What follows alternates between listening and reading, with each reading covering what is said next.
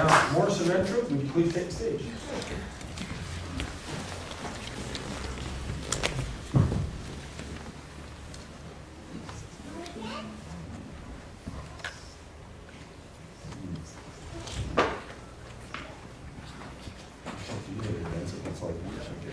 Technology fails for a start. In this environment, I feel like I should start with friends, Romans, countrymen.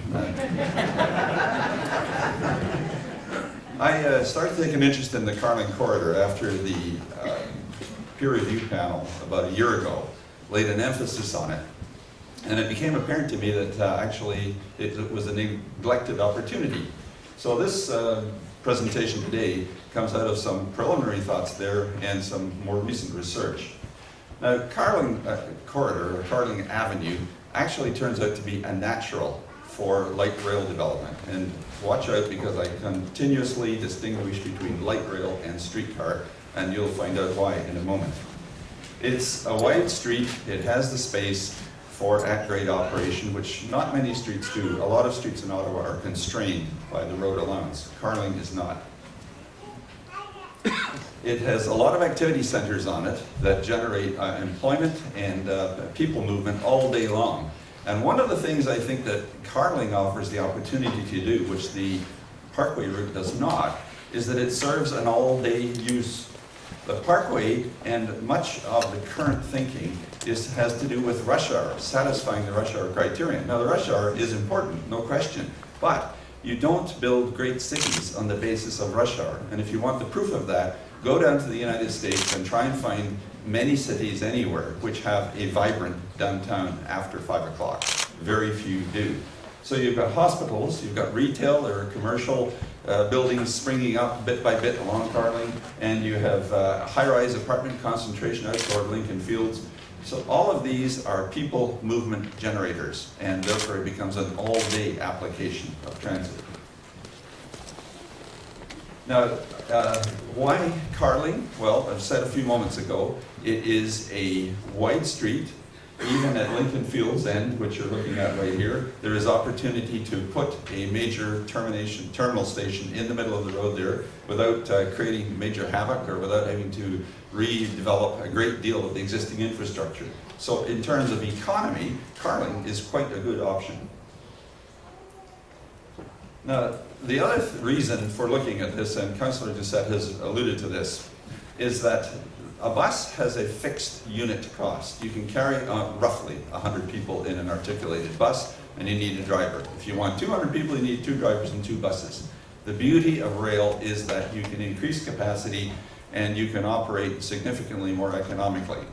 Of course, that would be wiped out if the capital cost was drastically higher, and one of the things that we found in looking at it is that the capital cost differential is not that great, because to provide the right-of-way, that is the corridor along which the vehicles, whether bus or light rail, operate, is the major capital cost in the first place. So we've got basically $85 an hour roughly as a bus cost, and $125 an hour will give you one train of 2 cars carrying at least double, if not 3 times, what the bus will carry. So the economics, the operating economics, are on the side of LRT. Now, the other thing about LRT is that it can be expanded.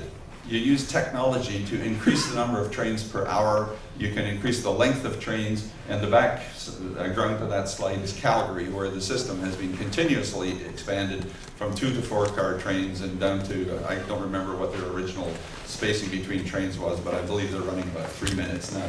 And in the Ottawa system, once the network comes together, it will be possible to run trains on the busiest sections at 2-minute intervals, which gives you a tremendous range for capacity improvement.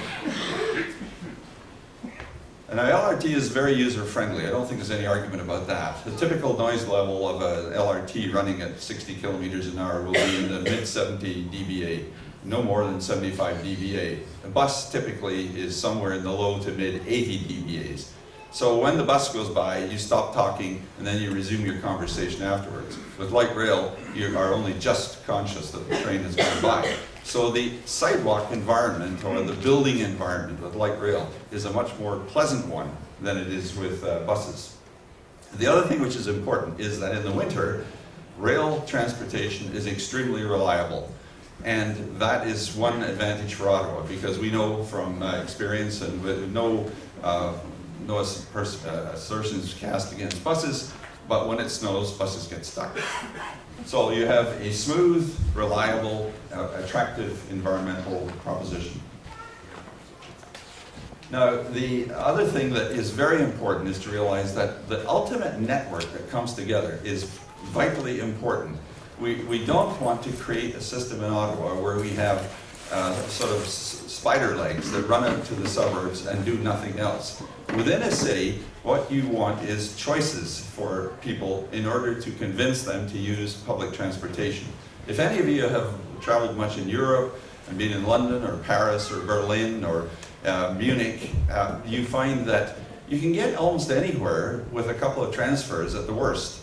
London is kind of notorious for that because it's just an absolute jigsaw puzzle of railway lines underground. But in the most recent, the newest systems like Munich or Berlin, you find that convenient transfers take you to any quarter of the city.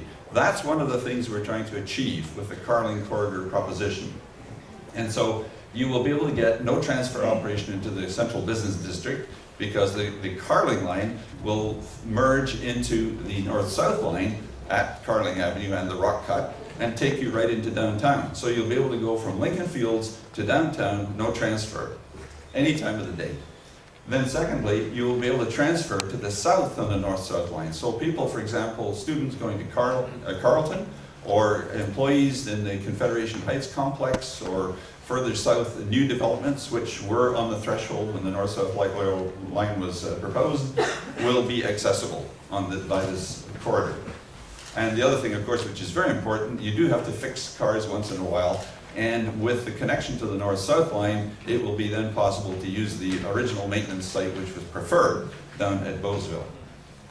The BRT interchange will be at Lincoln Fields. That's a networking opportunity, and that's a perfectly valid opportunity. And there will be efficient local bus intercepts along Carling because the north-south arterials will allow small local buses to feed the light rail corridor. So Carling Corridor then basically has all the ingredients, of an ideal development, because you have residential, you have a lot of medical care which brings in a huge traffic of people and creates parking problems, by the way, at the moment, and you'll be able to access downtown in 15 minutes. So it is a near optimal application. In that picture, which is taken at Westgate looking east, within that one field of view, on the right-hand side, you have a high-rise office tower, which contains a great deal of medical suites. You have the Royal Ottawa Hospital in the background. You have a large shopping center to the left. You have a hotel just to the right, slightly ahead, and a hotel slightly to the rear, behind out of the picture. That's all in that one little snapshot of Carling. And along that particular area, there is obviously a lot of redevelopment area waiting to happen. Now, there is a philosophy in using public transit which is very important and which I think to some extent is being ignored in the current proposals. There's a very famous lady who died not too many years ago, Jane Jacobs, who transformed Toronto because she was the one who resisted the Spadina Expressway. And she led a rethink of Toronto which encouraged the intensification of transit, rail,